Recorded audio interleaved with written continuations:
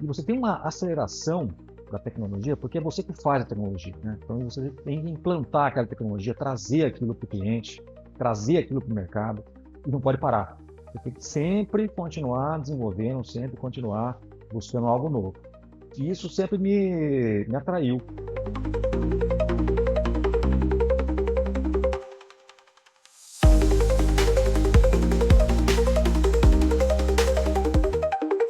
Café com Sal. Bem-vindos a mais um episódio do Café com Sal, podcast que você sabe, o tema central é carreira, liderança e empreendedorismo. Estamos voltando de férias para a felicidade de todos e vocês nos acompanham sempre os episódios completos, tanto no YouTube quanto no Spotify, todas as terças às 8 da manhã e também às quintas-feiras, não esqueçam, vocês têm toda a liberdade do mundo de mandar perguntas sobre mercado de trabalho, sobre carreira, para o Café com Sal Expresso. Ele é rápido, como um expresso, e ele trata de temas, como eu disse, todos voltados à carreira. Então vocês podem mandar perguntas, quaisquer perguntas, sem menor pudor. A gente responde aqui, não tem pergunta ruim, a gente costuma dizer. A nossa produção seleciona as 3 melhores para serem respondidas diretamente a vocês. É tudo por áudio e só no Spotify, toda quinta-feira, às 8 da manhã. E você, para mandar essas perguntas, manda por áudio. E se puder, não manda direto do WhatsApp, grava no teu celular. Todo celular já vem com um programinha ali na configuração dele de gravação, sai um áudio melhor e fica bonitinho o episódio, então a gente pede para vocês terem esse cuidado de mandar essas perguntas para a gente e a gente coloca no ar para vocês no nosso WhatsApp oficial, que é o 11 99715 0018. A gente aproveita também para agradecer os nossos apoiadores de sempre. Na abertura, vocês já viram a Brava Executive Search, empresa da qual eu sou sócio, que trabalha com recrutamento de executivos os mais diversos, seja qualquer tipo de mercado, mercado jurídico, marketing, RH, tecnologia, techs, finanças, enfim, entre em contato com a gente vai ter um prazer enorme em atender vocês em www.golbrava.com.br. A gente também agradece o apoio do Venturos, esse Instituto Brasileiro de Desenvolvimento e Pesquisa em Tecnologia e Inovação, e fica em Campinas, e quem acompanha sabe todas as filiais já, Campinas, Manaus e em Atlanta, nos Estados Unidos. O Venturos, que completa esse ano, o Instituto completa 30 anos. Estarei lá na festinha com vocês todos aí. Um abraço para o João Maia e para Mariana Ventola. Para quem quiser incrementar seu negócio com aspectos de inovação e tecnologia, entre em contato com o pessoal do Venturos, no www.venturos.org. E também a gente agradece, claro, a turma do Life Mix. Hoje a gente está saboreando aqui um chá branco com fibras, sabor laranja e gengibre. Aqui nas férias, em casa, só deu Life Mix, claro, sempre muita água, e tem que se hidratar, independente de estar quente ou estar frio. A gente está sempre de olho nessas bebidas que são, obviamente, com toda a energia, vamos dizer assim, todo o estudo do Life Mix voltado para a saúde aqui de casa, bebidas e chás funcionais que, de novo, fazem do teu dia a dia um dia a dia mais saudável. Abração, Daniel Fefebão e equipe. Para vocês olharem toda a linha de produtos do Life Mix, é www.lifemix.com.br. Vamos ao nosso convidado de luxo, né? É o Rui Botelho, que é o Country Manager da SAP Brasil, recém-empossado, vamos dizer assim, né, Rui? É isso aí. Fresco na cadeira. A gente tem um orgulho enorme de ter você aqui. Espero que vocês gostem. A gente vai entender um pouco dessa carreira dele, que tem inúmeras nuances, como toda a carreira, e entender de onde veio o Rui e como ele chegou até onde ele está. E lembrando, né, Rui, a gente sempre conversa aqui. Bem-vindo em primeiro lugar, é um prazer ter você aqui com a gente, inclusive em casa. Mas que nenhuma carreira é 100% linear, como a gente supõe, né? Exato. A vida nos apresenta inúmeros caminhos, e a gente tem um enorme interesse em entender onde começou o teu. Então me conta, Rui, como diz outro, de que buraco você veio. Que bom. Eu já sei que você é um cara do interior. Exato. Eu tenho muitos amigos do interior. Essa jornada para São Paulo não é tão fácil Não é como se simples, supõe, né? Primeiro, obrigado pelo convite. Imagina, obrigado é um a você prazer pela estar aqui, presença. acompanho o podcast, sou Fico feliz. fã. Parabéns pelo sucesso, acho que ajuda muito realmente a inspirar, né, as pessoas. Espero que eu possa também ajudar um pouco nesse caminho, Com certeza. nessa jornada aí. Bom, eu sou do interior, eu nasci numa cidade chamada Botucatu, Opa, quente. mas vivi sempre numa cidade ao lado, 35, 40 quilômetros, chamada Itatinga. Cidade que tinha na época menos de 15 mil habitantes. Então, é uma cidade pequena, e tudo a gente fazia mais ou menos ali em Botucatu, escola, e eu cresci ali sempre com vontade de fazer mais, de conseguir desenvolver um pouco minhas habilidades. Eu adorava vendas desde pequeno. Mas isso é algo de família ou interesse pessoal? Mais ou menos. Meu pai tinha um ferro velho. E aí eu ia lá, começava, né, criança, a brincar aqui e ali, eu pegava alguma coisa que pudesse transformar em algo que eu pudesse vender. Então é muito engraçado porque pegava, por exemplo, né, sobras de construção, aqueles fios de cobre, Sim. batia para transformar num bracelete e Olha, vendia, né? Então sempre gostei de fazer esse tipo de coisa, de trabalhar com vendas. Depois, meu avô era o representante do Estadão na cidade. E aí ele me chamou e falou: Você quer ficar com essa representação? Você não pode ser, eu vou ficar como representante, mas você cuida. Só tem um problema: você vai ter que levantar todo dia para entregar o jornal, porque também tem que entregar o jornal. Então não tinha sol, não tinha chuva, não tinha sábado, não tinha domingo. Eu tinha que levantar com a minha bicicleta e ir lá, o montava famoso o jornal. Paperboy. Lembra dos filmes da sessão da tarde? O Exatamente. Paperboy. Montava o jornal, né? Ele vinha todo desmontado, montava o jornal e entregava nas casas. E tinha que entregar cedo, porque senão o leitor ficava pé da Claro. vida, né? Porque ele queria ler o jornal, a primeira coisa que ele queria fazer era ler o jornal no dia. As pessoas te recebiam bem, porque deve ser curioso você ver um garotinho, Se eu chegasse atrasado, né? não. Não, Não. ouviu Atrasado, eu algumas, sempre ouvia reclamação. ouviu Sempre. umas grosserias às vezes. E eu precisava tratar bem, porque eu queria no final que ele renovasse a assinatura. É ali que eu ganhava algum dinheiro, né? Então eu tratava bem, tratava de entregar direitinho. Eu tinha 10 anos, 11 anos de idade. E no ferro velho do meu pai também vinha de tudo, todo tipo de material, inclusive papelão, revistas, livros. E eu me interessava também por separar ali livros e revistas que eu pudesse ler, que eu pudesse adquirir algum tipo de conhecimento. E de repente vieram alguns livros de tecnologia, de TI. Programação, COBOL, BASIC, Clipper, DBase, coisas que eu não entendi o que era, mas me interessei. Comecei a ler aqueles livros. Não tinha um computador, não tinha nem condições de comprar um computador, mas comecei a ler aqueles livros. E aí, comentando um dia com o professor de educação física da escola, ele me comentou que o irmão dele tinha um computador em casa e que não usava para nada. Falei, cara, então fala com ele, de repente ele me empresta. Eu tinha uns 12, 13 anos e me emprestou. E era um MSX Gradiente. Gradiente MSX. É, Cinza escuro. exato, com dois Teclado meio colorido, cartuchos. assim, um pouco. Isso. Cara, que saudade desse negócio. Eu Você tinha um ligava. vizinho que tinha exatamente esse. Exato. Tinha gravador até, dependendo do modelo. Esse não tinha. Tinha só os dois cartuchos aqui e eu ligava na TV. Era a forma de você ver ali, não tinha Sim. tela, não tinha E monitor DOS naquela puro. época. DOS puro, Basic, né?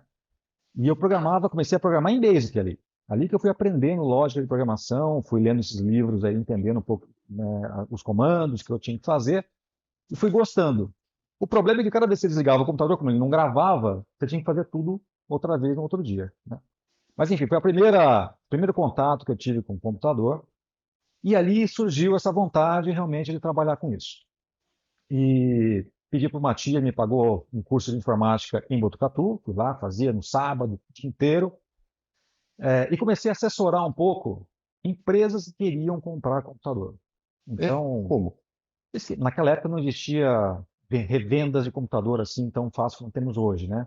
Então você tinha que configurar o computador, pedir o que você ia querer dentro desse computador, os softwares, né, que viriam instalados e tal, negociar. Ou seja, de acordo com a necessidade daquela empresa, você customizava e, de Dizia certa para forma, eles educava como essa empresa iria fazer a compra do equipamento e que equipamento ela precisava. exatamente, então, vai lá, cota isso, compra isso.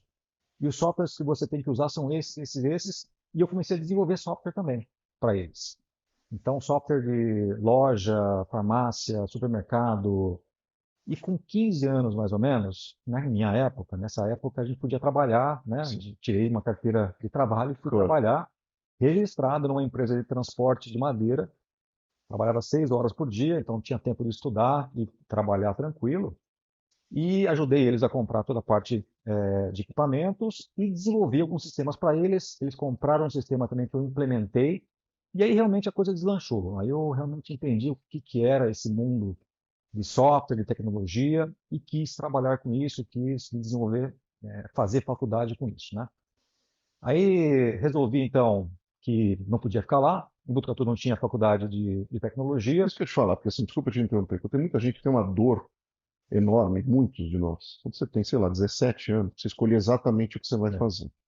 Imagino eu que esse teu jeito curioso, né? E mexendo, então, de alguma forma, você já tinha meio que definido na cabeça que caminho você ia seguir.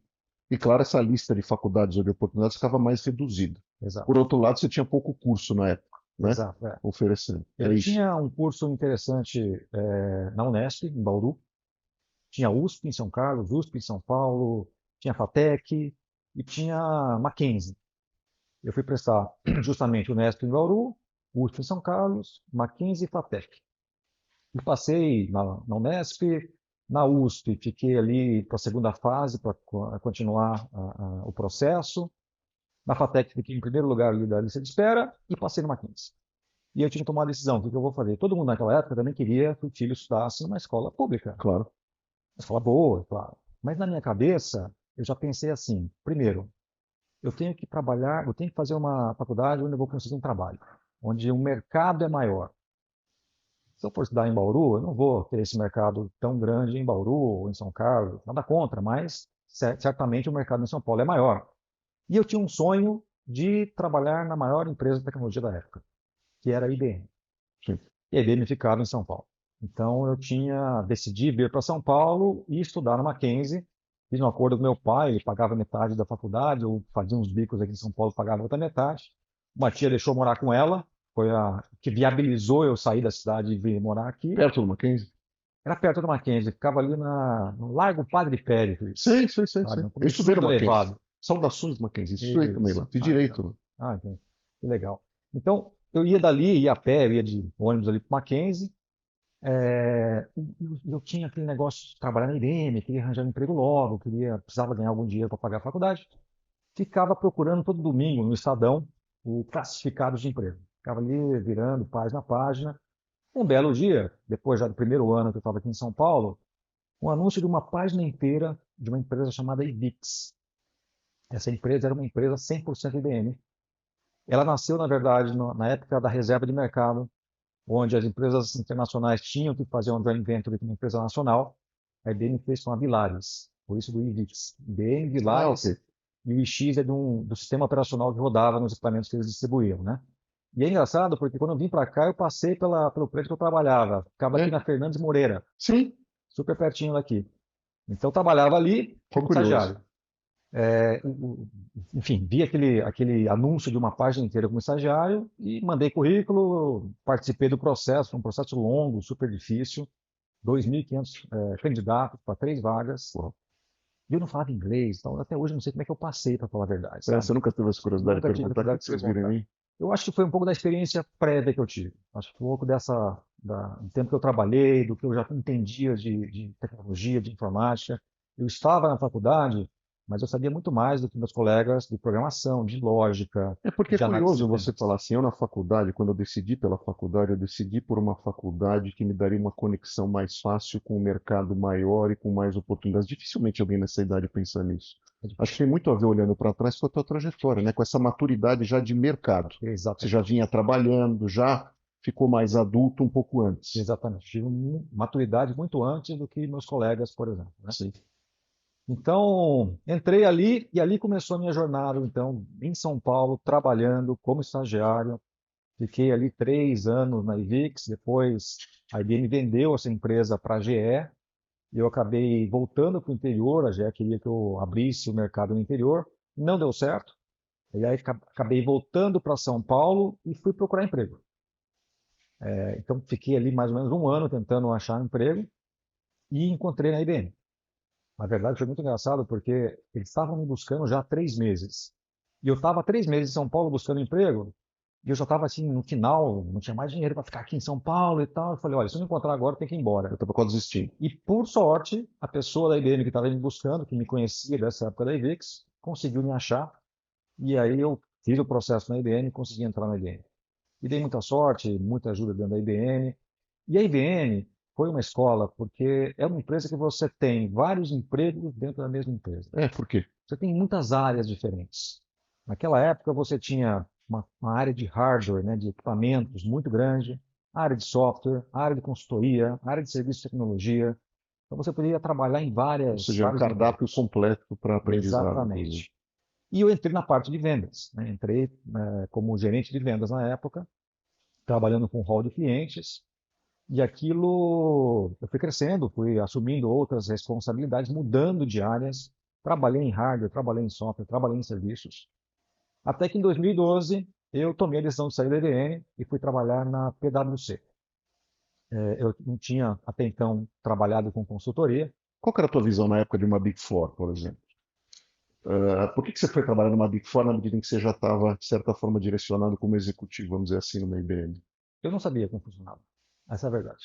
Então, quando eu estava tomando a decisão de sair, eu tinha pessoas da PwC que me conheciam da IBM. A IBM comprou a área de consultoria da PwC em 2002. Só que tinha um non-compete até 2012.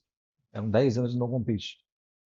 Quando deu non-compete, algumas pessoas voltaram para a PwC e começaram a desenvolver a prática de consultoria novamente. E um deles soube que eu estava querendo sair da IBM e me convidou para ir para lá. E eu fui porque eu queria realmente experimentar um pouco do que era consultoria e queria entender um pouco como é que funcionava essa questão de partnership, de consultoria Big Four e tal. Serviço. Serviços numa Big Four, Claro. né, que é diferente. E eu só fui aprender o que é realmente quando eu estava lá. Né? E é muito diferente daquilo que eu fazia. Trabalhou para inúmeros CNPJ.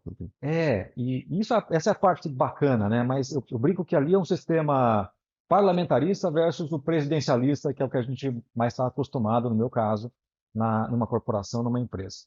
Então, eu senti falta um pouco dessa questão de trimestre, de vendas, um push maior pela área de vendas.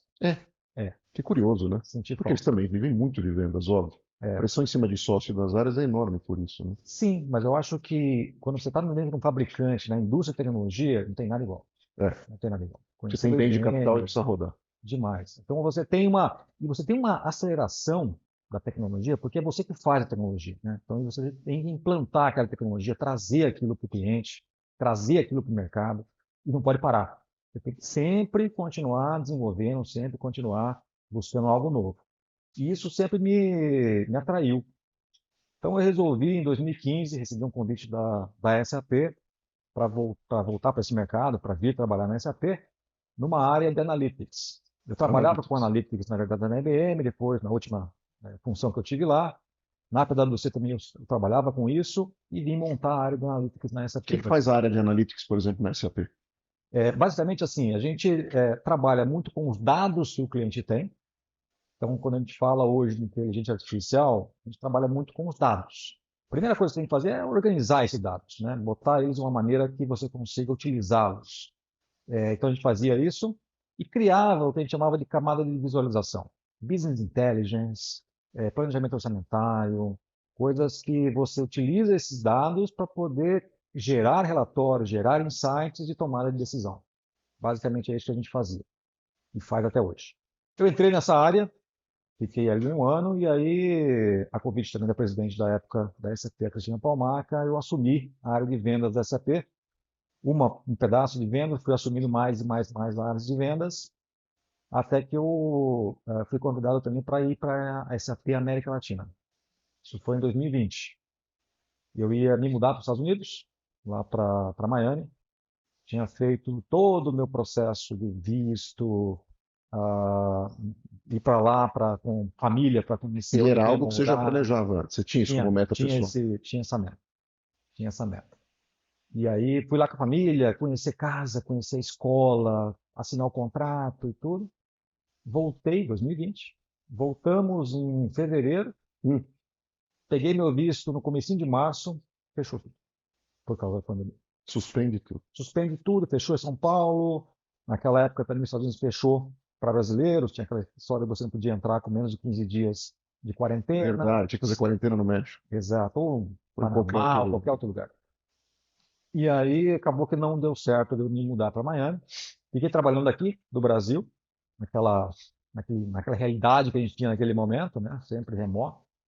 Fiquei trabalhando no Brasil até agosto de 2020. Então foi Desculpa o de janeiro a insider e te agosto. interromper. Eu fico pensando assim, você e família, se planejando já para ir para lá, o convencimento da família, a antecipação, a ansiedade da mudança. Exato. Filhos você tinha? Tinha. Que idade mais ou menos? Eles estavam justamente na idade de entrar no high school.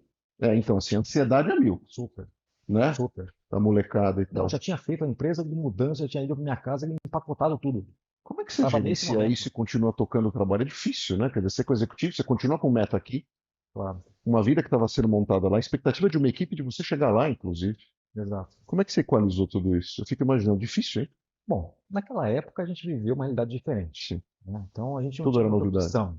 A gente tinha que aprender como viver, a gente estava mais preocupado com as pessoas. De verdade, a gente não estava preocupado muito só com a empresa, o resultado. Primeiro vamos cuidar das pessoas. Foi isso que a gente fez. Então, ali nos primeiros 3 meses, basicamente, a gente fazia os checkpoints com as pessoas para ver como é que todo mundo está. E aí fomos desenvolvendo isso porque foi um momento difícil para todo mundo, né? E a família entendeu por aí também. Não dava para fazer nada diferente disso.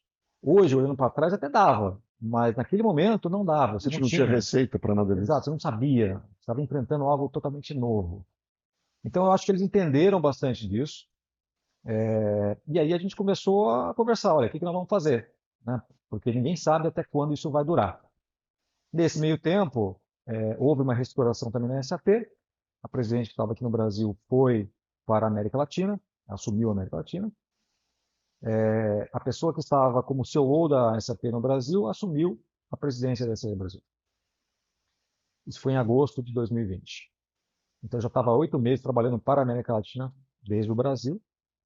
E quando eles me convidaram, melhor, aí eles me convidaram, na verdade.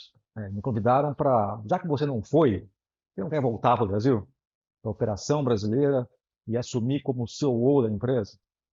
E aí eu tive uma conversa com a família e falei, ó, eu não sei até quando isso vai durar, a gente não tem a noção do que vai acontecer daqui para frente, e eu tenho essa oportunidade agora de voltar para a Operação Brasil para ser o CEO da empresa aqui. E aí a gente vai ter que desistir da ideia de ir para lá. Conversamos bastante, eles entenderam, também eles entenderam que, olha, ano que vem não sabemos o que vai acontecer, não sabemos como é que a gente vai reagir às coisas que vão acontecer, então também quiseram ficar.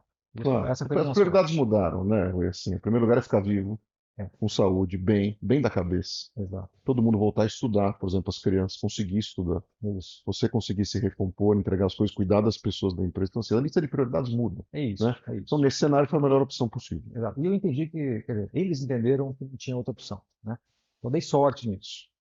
Comprei um cachorro para eles também. Foi um acordo, É? foi um Como é que acordo que a chama, gente tá? Como é que fez. chama o cachorro? É uma cachorra, chama Mini. Mini? É, a Tá Mini. bom, depois te apresenta a dupla aqui, o Não, Dado e é o Dominó. muito. Então, na verdade, eu comprei para eles, no final fica comigo e com minha esposa. Mas aqui é Eles igual. escolhem. Só vem comigo. Depois eu solto aqui, viu, pessoal? Exato. Bom, então fiquei 3 anos e meio, quase 3 anos e meio nessa posição de CEO aqui no Brasil. E aí, em janeiro do ano passado, fui convidado para assumir a operação do México, ser presidente da SAP no México, que não estava nos planos. Isso não estava muito na. Pensei um pouco também com a família e falei, olha, os meus filhos não poderiam mais mudar, porque eles estavam já fazendo faculdade. Meu filho também faz faculdade de Direito. Olha, Direito não tem como, tem que fazer a não. faculdade de Direito no país. O outro tinha acabado de passar na faculdade de administração, que era o que ele queria. Passou na GV, que era a escola que ele queria. Meu outro filho faz na São Francisco, também a escola que ele queria. Então não dá para agora pedir para eles seguirem comigo para o Claro. México. Então acabamos mudando apenas eu, minha esposa e a Mini. Nós fomos todos A Mini foi. a Mini foi onde eu consegui convencer a nos Sim. acompanhar. Então eu mudei para lá, assumi essa nova responsabilidade, fiquei 1 ano e 3 meses nessa posição. Queria ter ficado mais, depois a gente comenta um pouco sobre isso. Mas, e aí abriu, a Adriana, que era presidente no Brasil, a Cristina Palmaca acabou tomando a decisão de, entre aspas, se aposentar desse mundo corporativo. A Adriana assumiu a posição no lugar dela e eu acabei voltando para o Brasil para assumir a presidência da SAP no Brasil. Boa, adorei esse ângulo do México pelo seguinte. A gente trabalha com recrutamento, posições da América Latina já variaram muito de lugar, né? Você teve épocas lá atrás, lembra que era Argentina, você teve épocas que era Sim, Miami, verdade. sabe aqui, muita posição aqui, etc. Nem sempre é México. Claro que, né? A gente acaba interagindo com profissionais que vão para o México. Da tua experiência América Latina, ou de culturas que você já conviveu, como a gente pode comparar com o Brasil, México? Cultura de trabalho e cultura em geral. É diferente. E é engraçado, porque quando você está numa posição na América Latina, você visita, né, esses países. Antes de fechar na pandemia, eu visitei o México, fui na Colômbia, Argentina, Chile. É o trabalho normal que você faz de conhecer e estar próximo desses mercados. Só que quando você vai, você passa uma semana e volta. Então você não dá tempo, não consegue entrar e conhecer a cultura, conhecer a forma de trabalho, conhecer o país. Então, para todo mundo que você fala, mudei para o México, o pessoal olha, "Mas México? Por que México?", né? Todo mundo meio com medo, né, de morar no México, por tudo que a gente ouve, Claro. receio, né, com segurança e outros temas. Mas quando você muda para lá, você percebe que é um país maravilhoso, um É, país excelente de morar, excelente para morar. É claro que eu estou falando de uma bolha igual a bolha que a gente tem aqui, claro. mas é um país super bom de morar, com um mercado crescente, um mercado forte, empresas multinacionais super bem estruturadas, que precisa de gente, que tem falta de talento. Então, que recebe muito bem, inclusive, quem vai trabalhar lá. É, hospitaleiro.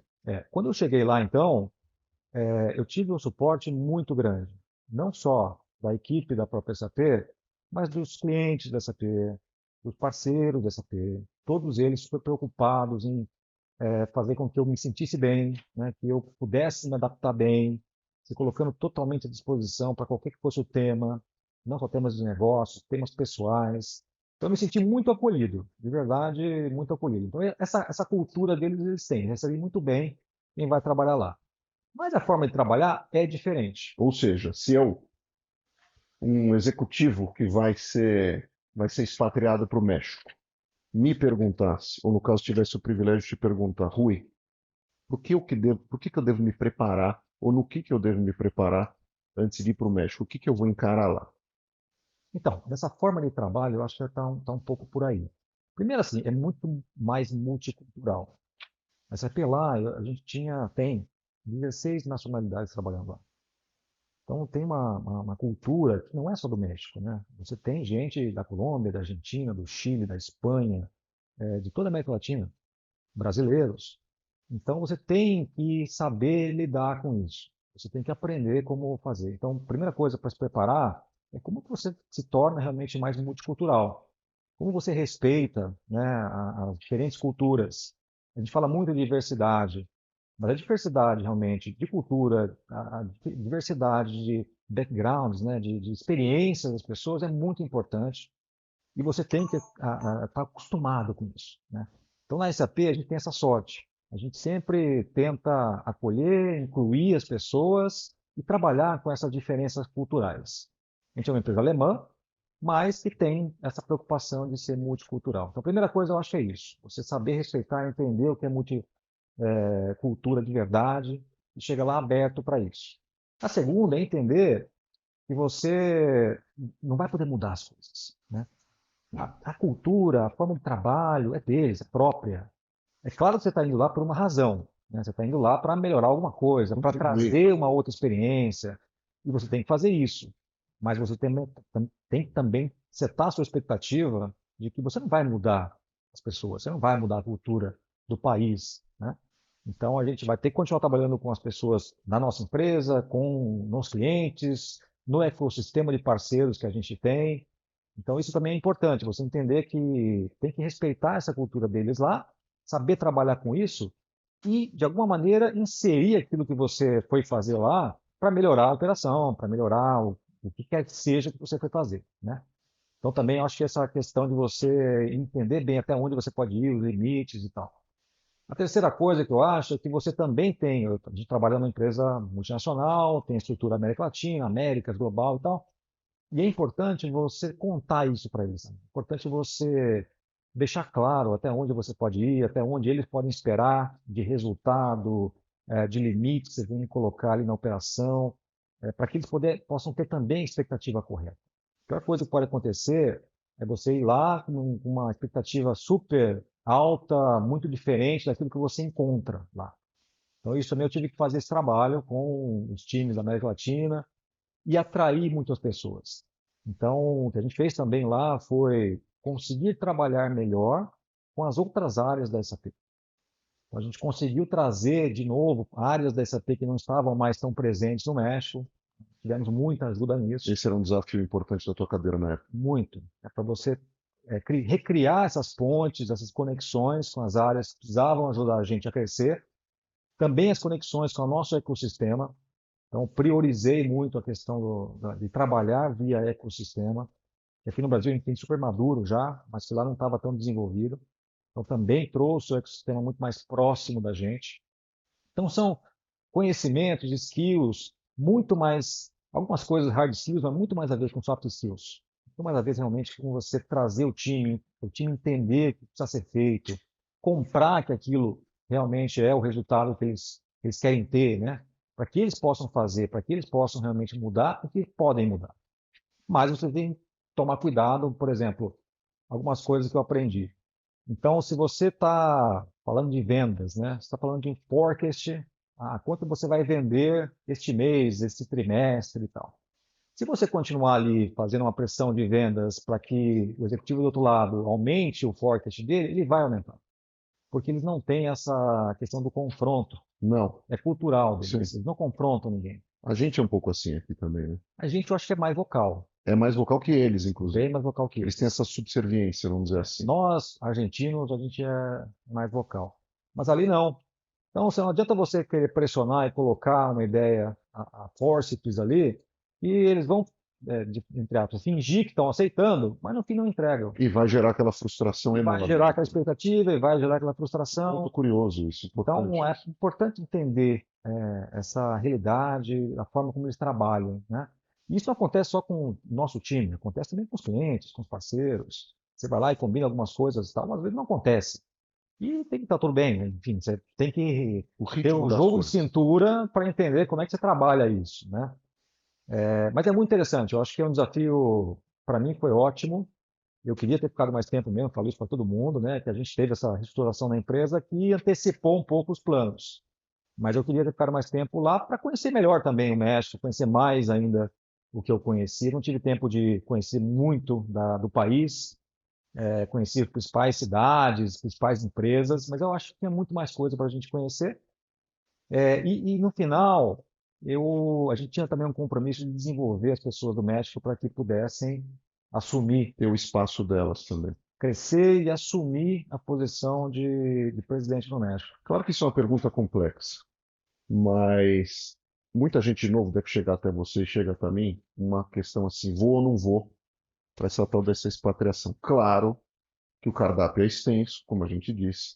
Não estamos falando toda hora de um país de repente desejado por essa pessoa. Pode ser até uma localidade que essa pessoa não deseja, mas como a carreira de executivo, e a gente olha hoje, ela tem pelo menos ela deveria ter uma sustentabilidade maior versus o quanto a gente vai viver. Você tem que durar mais hoje como executivo, né? Você acha que aceitar esses desafios, que parecem para alguns assim difíceis ou um pouco longe da realidade, trazem mais sustentabilidade e mais casca para esse profissional na carreira? Isso faz uma diferença Sem gigante. dúvida. Tem Sem que abraçar dúvida. esse tipo de oportunidade. Sem dúvida. E eu diria o seguinte: não é só mudar de país.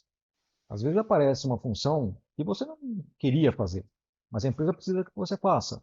E você é a melhor pessoa, mais qualificada para fazer. Isso já aconteceu comigo algumas vezes durante a minha carreira. Aconteceu na SAP, aconteceu na IBM, e foi importante. Foi importante porque eu aprendi muito nessas posições que eu fui colocado, ainda que eu não quisesse. Em determinado momento na IBM, eu fui gerente de marketing. E eu não sou Ah, formado é? em marketing. Fiquei lá um tempo para ajudar a estruturar a área de marketing melhor, Mas você conhece para muito de geração de venda, você conhece muito do demandas. produto. Exato. Então, eu usei o meu background para melhorar aquilo que eu poderia fazer ali, né? Mas, se me perguntassem, eu não queria ser gerente de marketing. Mas eu aprendi ali. E isso aconteceu ao longo de toda a minha vida, né? Toda a minha carreira. E mudar de país é uma decisão muito mais difícil, muito mais pessoal, né? Depende realmente de família, de outras coisas. Mas você tem que abraçar.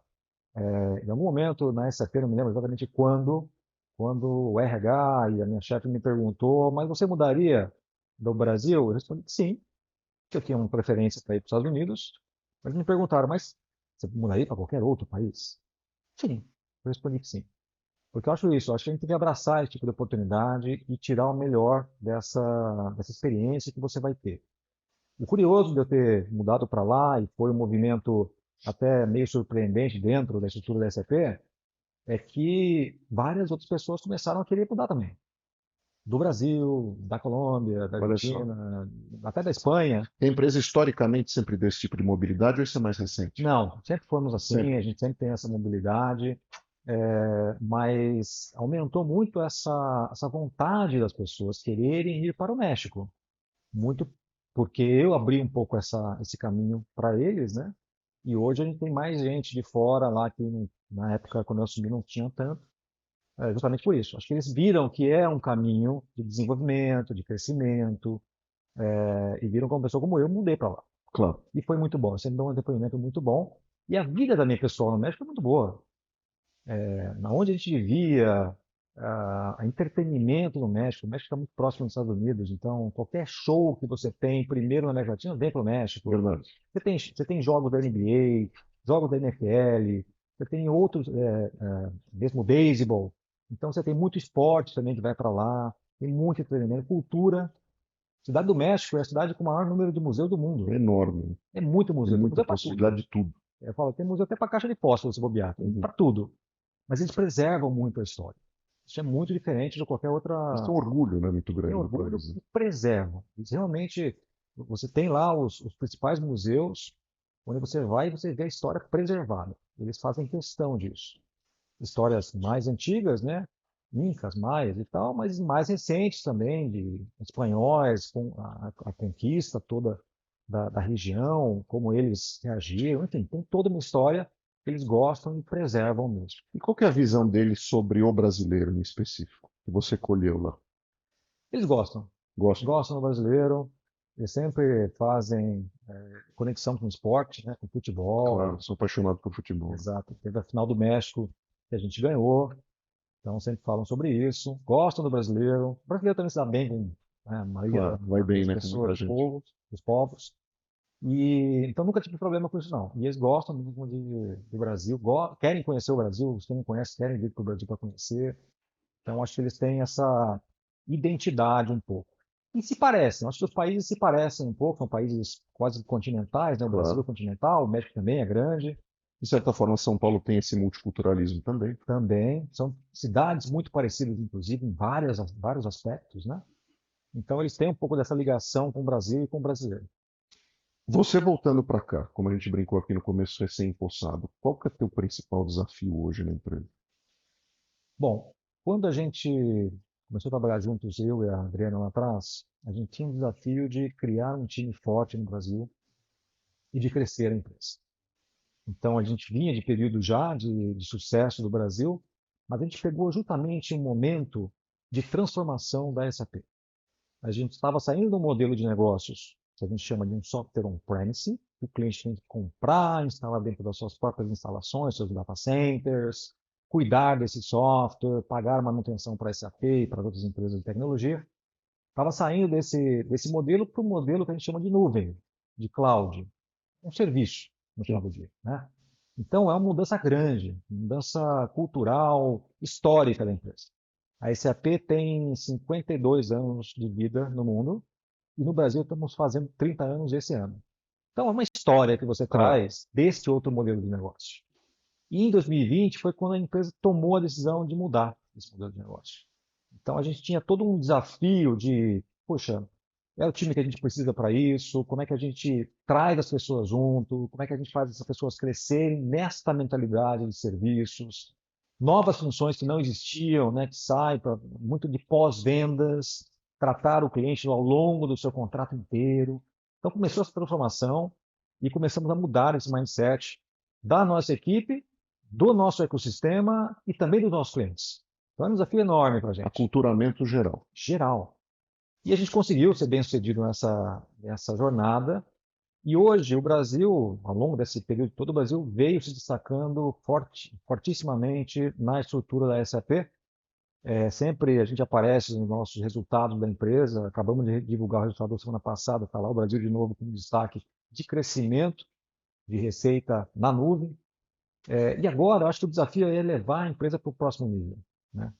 E levar para esse próximo nível, a gente é conhecido no mercado muito por um sistema chamado ERP, né? Sim, O SAP é muito todo forte mundo por sabe. isso. Mas nós temos um rol, um portfólio de outras soluções, temos mais de 100 soluções em cloud hoje. O nosso desafio agora é, para a nossa base instalada de ERP, como é que a gente leva essas outras soluções? Como é que a gente traz o nosso ecossistema junto para fazer essa transformação também dos clientes no Quer final. dizer, a gente já tem o mais difícil, que é a conquista desse cliente. Do Esse cliente primeiro. já nos comprou como marca, Exato, como parceiro. Como exatamente. a gente faz um upselling, vamos dizer assim, de outras De outras funcionalidades que, coisas, inclusive, devem conversar com as que ele já comprou totalmente. e ele ainda não conhece. Totalmente. E a nuvem, ela ajuda o cliente a se manter atualizado com a tecnologia, coisa muito difícil no passado, e ajuda também para que ele possa receber as inovações que a gente está trazendo Via nuvem. via nuvem. Então, quando a gente fala de inteligência artificial, eu sempre digo que a inteligência artificial ela é tão boa quanto os dados que ela utiliza para funcionar.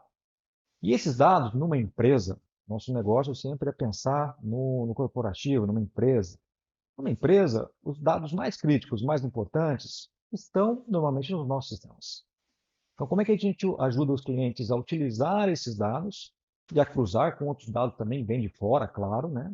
Até para dar mais contexto à realidade daquele cliente, para utilizar isso para inteligência artificial, para utilizar isso para tomar a decisão. Então, esse é um pouco do desafio que a gente tem agora, de expandir as aplicações, de trazer essas inovações para os clientes que já estão em nuvem, para que ele possa ganhar produtividade, ganhar eficiência em cima do que ele já fez. Ele já teve um ganho de eficiência grande, a gente tem o desafio de continuar trazendo mais eficiência, mais produtividade para ele. Então, e, de novo, consolidar este modelo de cloud que a gente está trazendo, né? Que a gente está fazendo desde 2020. Então, essa consolidação também ela é importante. Eu já ouço dos clientes super satisfeitos aí com essa mudança que a gente fez Essas facilidades. e o nosso time muito maduro para entregar esse valor que a gente está buscando para o cliente. Onde entra a IA nisso tudo, por exemplo, numa SAP? Onde que a IA de fato é um diferencial? Para nós, como eu estava explicando aqui, sempre tem que ser voltado para o negócio. A gente não faz tecnologia do ponto de vista de motores de linguagem, dos LLMs, que a gente diz ChatGPT, ou Google, Claro. Amazon, outros motores. A gente não faz isso. A gente utiliza a tecnologia e embarca dentro das nossas soluções para que o cliente possa usar meio plug and play. Então, a gente quer dar para o cliente a possibilidade de utilizar a IA, não que ele tenha que desenvolver, mas que já esteja lá no processo para ele. Para E aí, ficar cada vez mais intuitivo e essa troca ser ainda para mais que ele rápida, possa independente e autônoma, é isso? que possa ser transparente, né? O máximo possível. A gente tem uma assistente de inteligência artificial que a gente chama de Julie. Julie, Julie. A Julie, ela está em todos os nossos sistemas e ela é a nova interface, na verdade, com os nossos sistemas. Então, esse é o futuro. Em vez de você ter que entrar num sistema e você ter que procurar o que você tem que fazer, preencher algum tipo de formulário, rodar um relatório, você pode pedir para ela fazer isso. Então, hoje já dá para fazer isso. Olha, quero um relatório de vendas da última semana na região centro-oeste do Brasil. E ela gera esse relatório. Eu quero saber como é que eu faço uma ordem de compras com os fornecedores que têm uma menor lead time, um tempo mais rápido de entrega. Ela te indica você como fazer, ou ela pode fazer o pedido por você. Então, é uma outra forma de trabalho, né?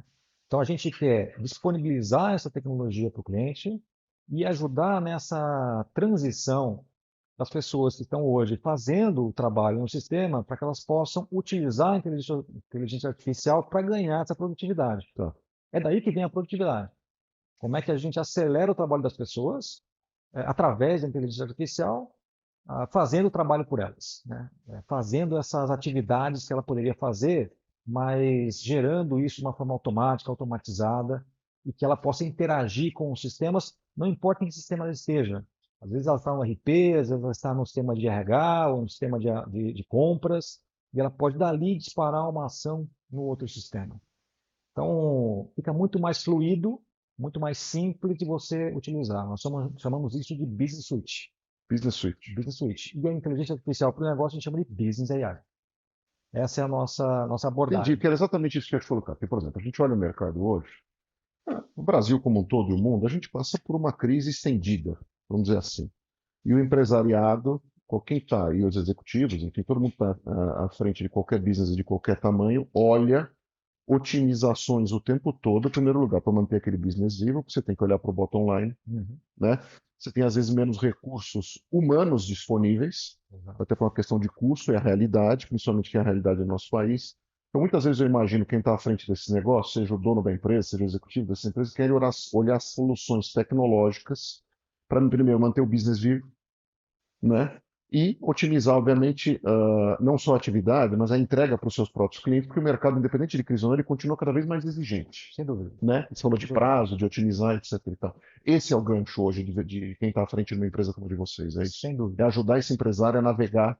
E atualizar a empresa. Os nossos sistemas são muito robustos. Então, se você perguntar, mas por que eu vou atualizar o sistema se ele está funcionando? E ele está funcionando há 15 anos.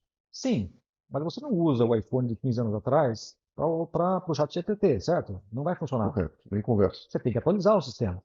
Então, é mais ou menos por aí. A gente convence o cliente de que, olha, daqui para frente, a tecnologia vai avançar muito mais rápido.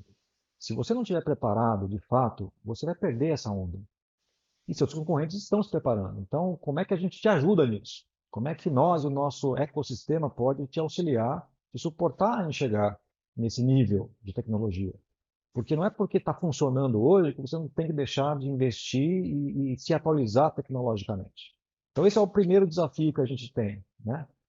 Depois, tem um desafio humano mesmo. A gente hoje, no mercado de tecnologia, para te dar um número, a gente tem quase 500 mil vagas abertas. É uma baita oportunidade para o Brasil, né, para o povo brasileiro, de se desenvolver em tecnologia, de conseguir emprego. Então, a gente faz nossos próprios programas junto com o time, com o nosso ecossistema, para poder treinar pessoas e trazer as pessoas para esse nosso mundo do nosso ecossistema. Mas, além disso, a gente precisa de ferramentas novas para ajudar essas pessoas a serem mais produtivas. Então, acho que tem que jogar com as duas Sim. coisas. Atualizar a empresa, O treinar as ferramental e as pessoas pessoas. e dar o ferramental necessário para que tenha mais produtividade, para que as pessoas possam ser mais eficientes no seu trabalho. Então, não é uma coisa só que você tem que mexer e não é só tecnologia. Tem muito a ver com pessoas, tem muito a ver com processo, mas a atualização tecnológica é a primeira barreira que a gente tem que enfrentar e tem que ultrapassar. Falando em atualização, a gente está o tempo todo também tendo que se atualizar É. com pessoas, né? Fico imaginando o cara que foi estudar informática, logo que sentava no Gradiente MSX Exato. para mexer com DOS, BASIC, etc e tal, e hoje está sentado numa cadeira como você está. Como chamam teus filhos? Henrique e Leonardo. Henrique e Leonardo. Henrique e Leonardo estão, de certa forma, numa idade já de faculdade e de entrar no mercado de trabalho, né? Quando você olha para os dois, ou se os dois tivessem uma conversa íntima com você, que percalços teus de carreira você chegaria como pai ou como um mentor, que você pode fazer isso para um jovem dentro da SAP, você falaria para ele o seguinte: tomem cuidado com essas coisas, porque aqui foi um desafio que eu tive, se eu fosse vocês eu faria diferente. Perfeito. Acho que tem muito a ver com a ansiedade dessa geração, parte disso. Eu acho que outro dia eu estava conversando com meu filho, que está fazendo faculdade de Direito, e ele estava me perguntando, ele está no terceiro ano, vai terminar o terceiro ano agora. Estava me perguntando, pai, o que você acha que eu tenho que fazer depois que eu terminar a faculdade? Eu faço um MBA, eu faço uma especialização? Eu falei, cara, você tem que trabalhar, tem que ganhar experiência. Porque você vai aproveitar melhor, inclusive, quando você estiver fazendo uma especialização, um MBA, o que for, você vai conseguir aproveitar melhor uma bagagem mínima para você entender melhor o que está acontecendo numa aula, para poder trocar, Ter né, com outras conexão com o que o pessoas. professor, o que a classe está trocando ali, com algo que você já Exato. tenha vivenciado. Então, a primeira coisa é baixar um pouco a ansiedade e entender que tudo tem um tempo, né? E que você tem que ter um plano A, tem que ter um plano B, tem que ter um plano C, mas que às vezes vem um plano D que você não pensou e que você tem que abraçar. O melhor, pelo menos, estar aberto para entender, para ouvir, para escutar. Então, se quiser abraçar. Na minha vida, eu acho que isso me ajudou, né? E quando eu não tive, ou tive essa questão de não abraçar, eu acho que foi pior. Novamente, eu não aprendi. E repertório hoje eu acho que é uma coisa mais importante de qualquer executivo. Então, você ter os tais dos dots e saber ligar esses dots, quanto mais dots, mais ligações, melhor. Então, acho que é baixar um pouco essa expectativa, entender que tem que dar tempo ao tempo para aprender realmente as coisas direito, e ter plano A, ter plano B, ter plano C, mas estar aberto a outras coisas que podem aparecer no meio do caminho que a gente não tinha pensado. Eu nunca pensei no México. E apareceu, e eu tomei esse desafio e foi ótimo. Foi muito bom para mim, para minha carreira, para nossa família também foi bom, viver um pouco, né, de um lado do outro. Foi interessante ver como é que eles amadureceram aqui também, como filhos, né, sozinhos, morando em São Paulo. Então, acho que só ajudou. Eu acho que é isso. E você tem que estar realmente aberto a experiências, de qualquer natureza, eu acho. No passado, acho que o que mais me impactou, assim, ou melhor, não me ajudou a crescer, foi justamente quando eu não quis abraçar essa experiência, quando eu não quis realmente fazer alguma Você coisa se que me arrepende? ofereceram. Me arrependo, porque, de novo, é mais uma experiência que eu poderia ter tido e Claro. não tive, né? Eu me arrependo muito também. Tive a oportunidade de ir para o exterior, em época de high school, etc. Então, por amarras pessoais, eu Exatamente. acabei não fazendo. Até hoje eu me arrependo desse Exatamente. negócio. Foi uma experiência que eu queria ter tido. Quando eu estava como estagiário ainda, eu nunca tive a oportunidade de fazer um curso de inglês. Quando eu tinha tempo, não tinha dinheiro, quando tinha dinheiro, não tinha tempo. Então, tinha que aprender na marra, ia trabalhar na IBM, multinacional, e eu resolvi fazer um curso na Inglaterra. Paguei o curso, estava pronto para ir também. Chegou o meu chefe e pediu para eu não ir. Pediu para eu ficar, porque ele precisava de mim, enfim, não ia dar para me liberar. E eu, de certa forma, aceitei. E hoje me arrependo, porque era uma experiência que eu precisava ter tido. Ia me ajudar muito em outros desafios que eu tive ao longo da minha carreira, aquilo ia me ajudar. E eu tive que correr atrás depois para fazer, né, fechar esse gap do inglês de uma maneira que podia ter fechado muito melhor ali. Então, acho que você tem momentos na vida que tem que pensar mais a longo prazo do que a curto prazo e apostar. Não tem muito jeito. Não quer dizer que vai dar certo? Mas ok, mas pelo menos você tentou. Isso é, de certa forma, um apanhado de coisas, competências e características que, quando você entra numa sala para entrevistar um talento executivo, você busca. Você busca histórias, você busca Busco, projetos, repertório, que é algo que você falou. É isso que você está com o radar ligado quando você entra na sala? busco sim, repertório, experiência, claro, mas também busco muito dessa questão da atitude, do fit cultural. É difícil, às vezes as pessoas são muito boas, mas não tem o fit cultural para o que você está querendo ali, para o que você precisa ali. Então, E eu para o me momento da preocupo, empresa também tem isso, né? exato, então eu me preocupo muito mais com isso hoje em dia do que realmente se a pessoa teve ou não uma experiência. É claro que é muito bom se você puder ter, mas eu me preocupo hoje muito mais com isso. Eu acho que vai ajudar muito mais ele, a pessoa, o profissional e a empresa, se ele tiver a atitude correta, se ele tiver aberto realmente a trabalhar melhor em equipe. Essa questão da diversidade que eu comentei é importantíssima, Colaborativo, né? muito colaborativo. A gente sempre celebra todos os projetos que a gente fecha, a gente celebra com todo o time. Time de vendas, time de pré-vendas, time de pós-vendas, time de finanças, todo mundo que participou na construção daquele projeto, na hora que a gente vende. Então é um teamwork, não dá para fazer nada sem isso, né?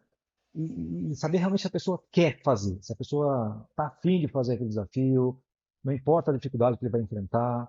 Então, para mim, hoje é muito mais os tais soft skills do que os hard skills. É muito mais isso que eu procuro hoje, principalmente quando eu estou falando de executivos. Claro.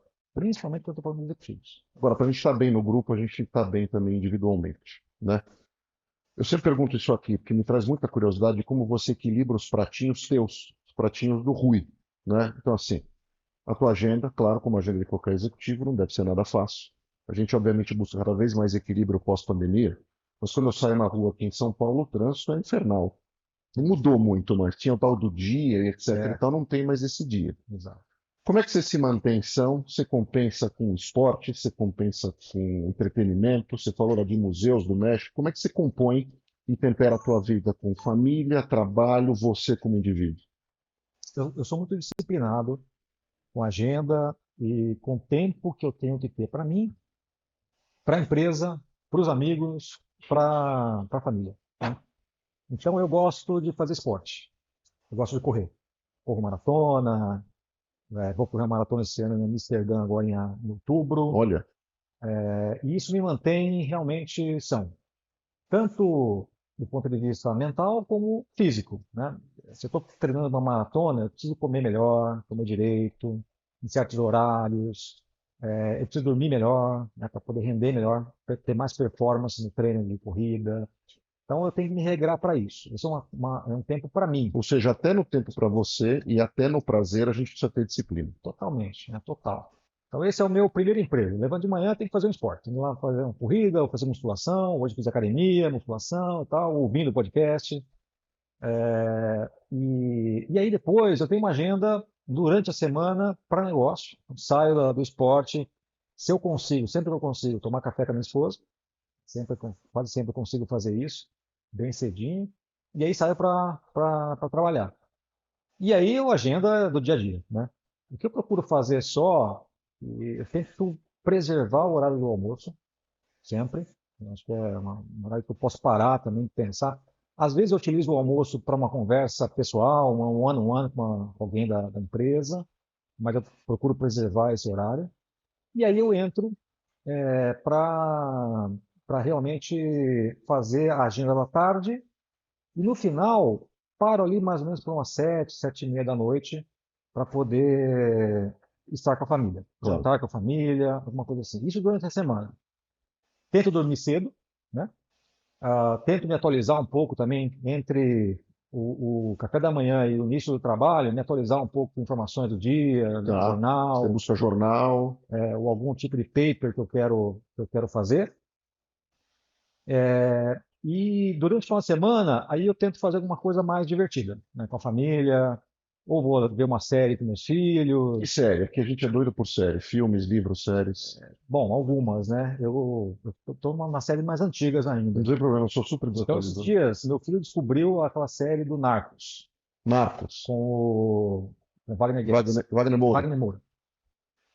Descobriu, e aí eu comecei a assistir com ele. E, cara, fiquei viciado no negócio. Adoro. Adorei, né?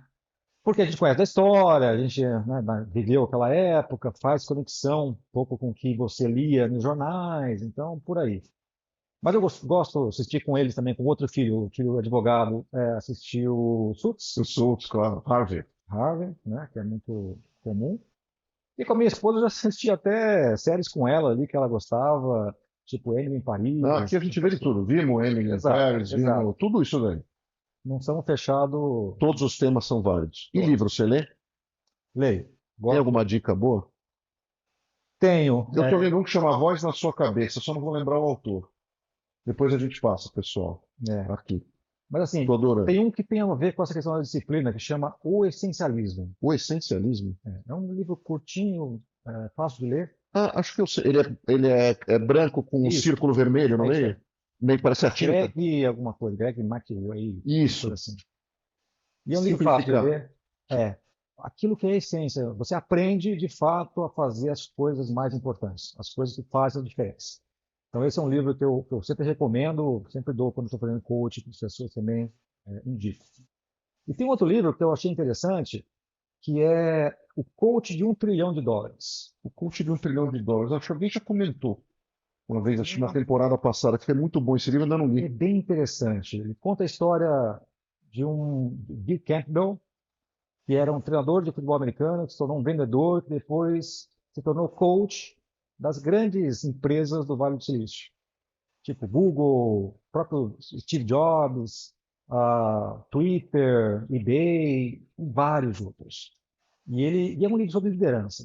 Na verdade, é um livro que disseca um pouco a metodologia que ele usava como coach e que você pode usar também, né, com seus liderados, Claro. com o coaching, com o que você quiser. E é fácil de ler, divertido, gostoso de ler, então recomendo também. E eu leio muito papers, né? Então, para me atualizar um pouco de tecnologia, gosto de literatura de negócio, de liderança.